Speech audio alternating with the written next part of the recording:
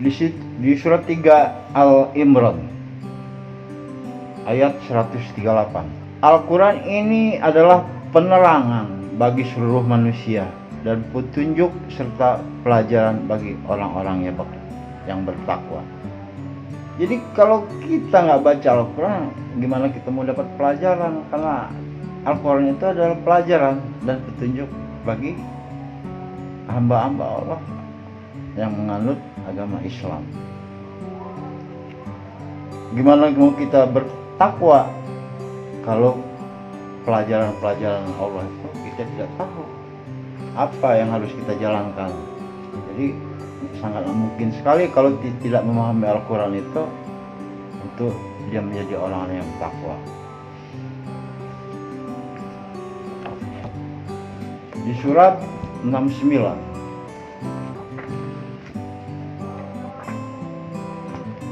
Al-Haqq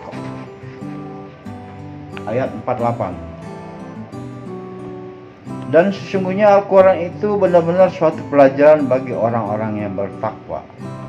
Nah, jadi kalau orang-orang itu bertakwa, maka nggak ada lagi. Al-Quran itulah sebagai pembimbingnya.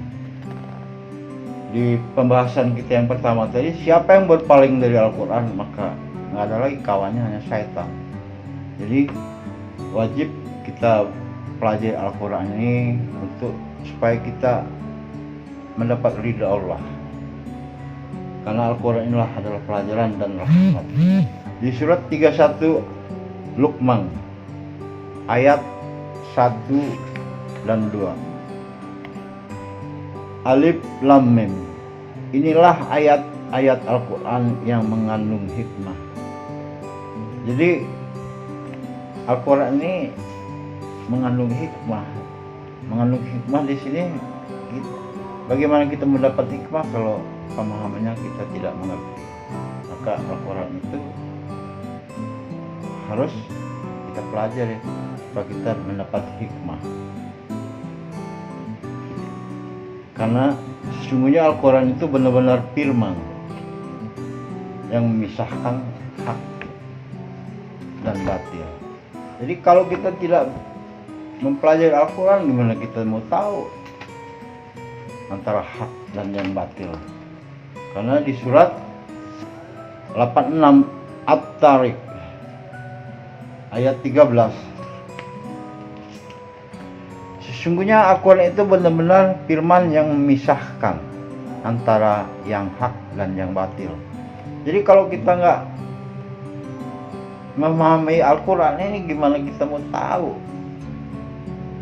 yang antara yang hak dan yang batil? Sementara ini kita nggak pernah belajar makna yang sesungguhnya. Karena tatanan Al-Quran itu wajib, karena tadabbur itu wajib memahami maknanya. Jadi nggak mungkin kita akan tahu kalau kita tidak belajar dengan sungguh-sungguh tentang Al-Quran antara yang hak dan yang batil, karena Al-Quran lah firman yang memisahkan antara yang hak dan yang batil. Dan sesungguhnya yang mewajibkan atasmu melaksanakan hukum-hukum Al-Quran. Tuh. Jadi yang mewajibkan atasmu itu siapa? Ya kita. Kalau kita lihat di surat 28 Al-Qisas ayat 85, sesungguhnya yang mewajibkan atasmu melaksanakan hukum-hukum Al-Quran benar-benar akan mengembalikan kamu ke tempat kembali. Katakanlah, Tuhanku mengetahui orang yang membawa petunjuk dan orang yang dalam kesesatan. Jadi Al-Quran inilah yang harus kita pahami, karena Al-Quran ini juga akan mengembalikan kita kepada jalan tepat kembali. Jadi kita wajib, siapa yang mewajibkan atasmu itu berarti yang mewajibkan itu Allah kepada kita.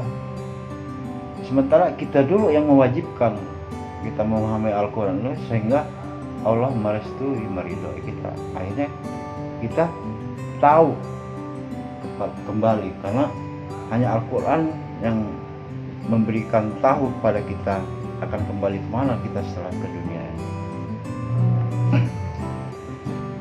Al-Quran ini sebagai petunjuk dan penjelasan ini mengenai petunjuknya. Di surat Al-Baqarah ayat 185. Beberapa hari yang ditentukan itu ialah bulan Ramadan, bulan yang di dalamnya diturunkan permulaan Al-Quran sebagai petunjuk bagi manusia dan penjelasan mengenai petunjuk itu, dan pembeda antara yang hak dan yang batil. Jadi di awal-awal bulan Ramadan itu permulaan Al-Quran diturunkan sebagai petunjuk bagi manusia dan penjelasan mengenai petunjuk itu. Penjelasannya apa? Pembeda yang mana hak, mana batil. Jadi kalau kita nggak memahami Al-Quran, bagaimana kita mau tahu yang hak, yang batil? Karena di Al-Quran inilah petunjuknya, dan di Al-Quran ini juga penjelasan petunjuk itu. Penjelasan apa? Supaya kita paham, supaya kita tahu yang mana hak, yang mana batil. Jadi sangat rugi kalau kita tidak memahami Al-Quran. Karena kalau kita nggak paham Al-Quran, nggak mungkin tahu yang mana hak batil. Karena disinilah petunjuknya, di sini juga penjelasannya, dan di sini juga penjelasan tentang pembeda yang mana hak, yang mana batil. Karena Al-Quran itu memperjelas yang baik dan yang buruk. Di surat An-Naml surat 27 ayat 1. Tasin.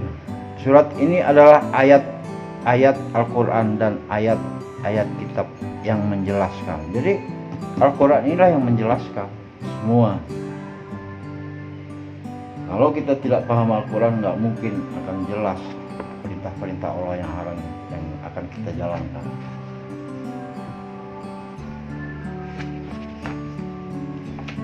Surat 6 Al-An'am ayat 55. Dan demikianlah kami terangkan ayat-ayat Al-Quran supaya jelas jalan orang-orang yang soleh, dan supaya jelas pula jalan orang-orang yang berdosa.